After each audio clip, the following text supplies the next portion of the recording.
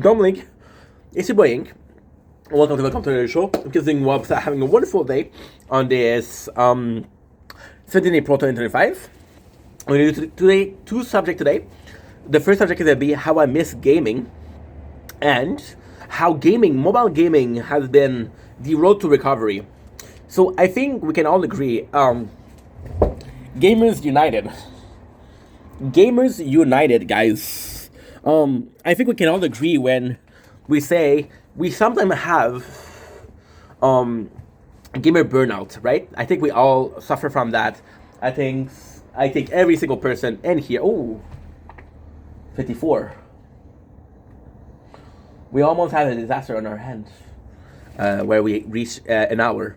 I think we can all agree we had gamer burnout, right? And I gotta say, because I'm streaming every single day, and because I've been making content every single day, it's been a lot of gaming.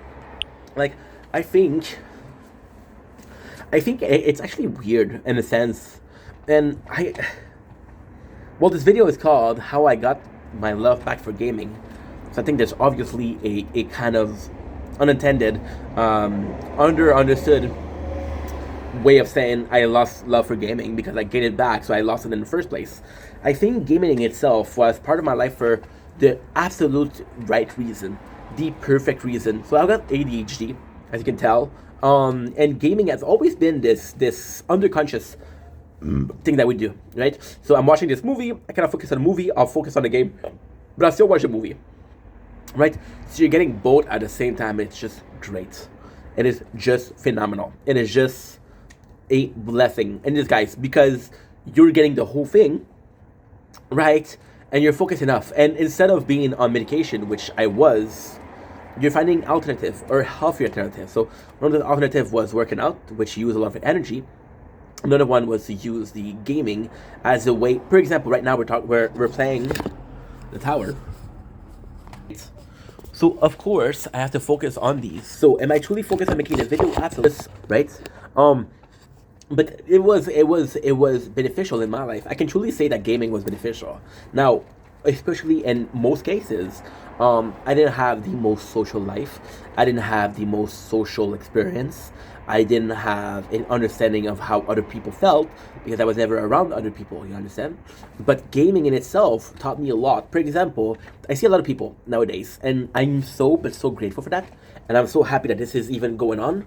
But I'm seeing a lot of people today that are experiencing a growth or an understanding or valuable life lesson through anime, right? Which I'm also a fan of. I got real life lesson from gaming. My role model were characters in games. I was feeling an experience, right? And this is why we're falling back in love with gaming.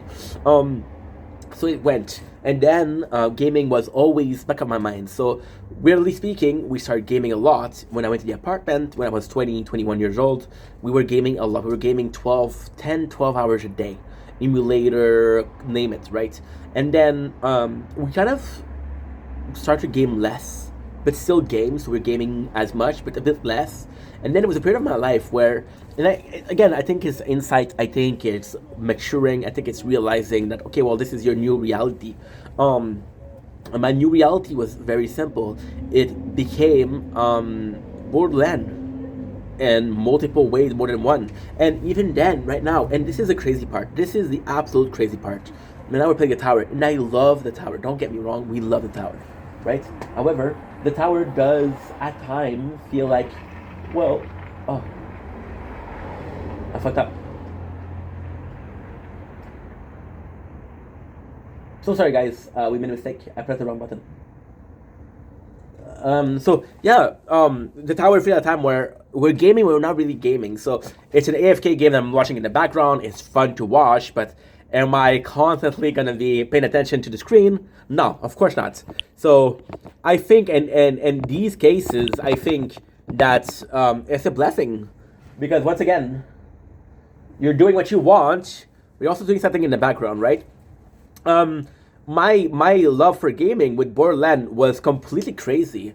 Borderland was one of these experiences that with Insight is a unique experience. Borderland was where gaming. Borderland does have good narrative, but it's not the main force of a game. So I'm talking about like Borderlands 2. Like the narrative is amazing, but are you playing Borderlands for narrative, or are you playing for having fun? You're playing to have fun, right? So with a game of Borderlands, it was just mindless gaming. So hey, I pick up this weapon, I have to fight off these people. There's RPG elements, so even if I die, I get stronger, and then I just have to. I just have to. Give me a sec. I just have to get stronger, right? Now, in most cases, this will be good for a while. But I fell in love with Borderlands so much because of that concept, because of the fact that I don't need to be invested. I think this is the beauty of Borderlands and how it saved us. I think Borderlands in multiple way was a game that allowed us to be like, hey, you're gaming, but you're not really gaming. You're not invested, right? You still do what you want. For example, right? I would always play with Oxen. I would use a assault rifle, and I would just go in and shoot, throw grenade, use my skills. It was just fun. But was I really playing, for example, on a game that was more narratively driven? Was it a game like Elden Ring? Was it a game like, I don't know, like Dark Soul, or like Devil May Cry? We're playing right now, Devil May Cry. No, it wasn't. It wasn't. It was a bit more relaxed, right? So this is my very first experience of a bigger game when I was playing. Not really playing, but playing. It was so good that we. I wish I was joking. We played a pre-sequel. I bought the SM Collection, so pre-sequel. The second one, I bought the first one. So we played the 3 games together, and then a couple of days or a couple of weeks, I don't remember, after Borderlands 3 came out in 2019, then we played it, and then we started streaming. One of the first games that I played was Borderlands 3, right? And when we started streaming, I went back to gaming. But again, the gaming was in an aspect where I missed it, but it was also work, because it was like, okay, well, I need to be entertaining, right? A great thinker once said, if you're a good streamer, you can carry a game. If you're a bad streamer, the game will carry you, And I'm trying to carry the game. But we played the heavy hitters too. So what I'm trying to say with that is, it was gaming to game. And the problem also with that is, I find, is because I want to stream every single day, I'm playing game every single day. And one of the various development that I had, which led to a burnout of gaming, was that I kind of lost passion for gaming, right? So we have 2 channel.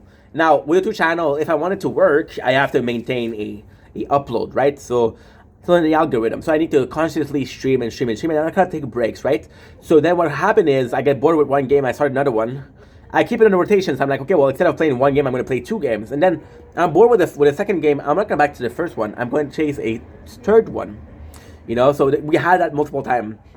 But now we were forced to stop gaming, because on Twitch they have this new rule where you need to have 100 hours you can only have 100 hours.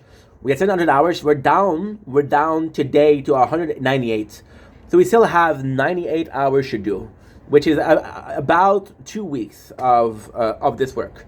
So that being said, say gentlemen, seek security through my new empire. Your new empire, don't make me kill you, Anakin. My allegiance lies to the republic, to democracy. If you're not with me, then you're my enemy. I'm gonna sit till the absolute, I'll do what I must. You will try, I have failed you, Anakin, I have failed you.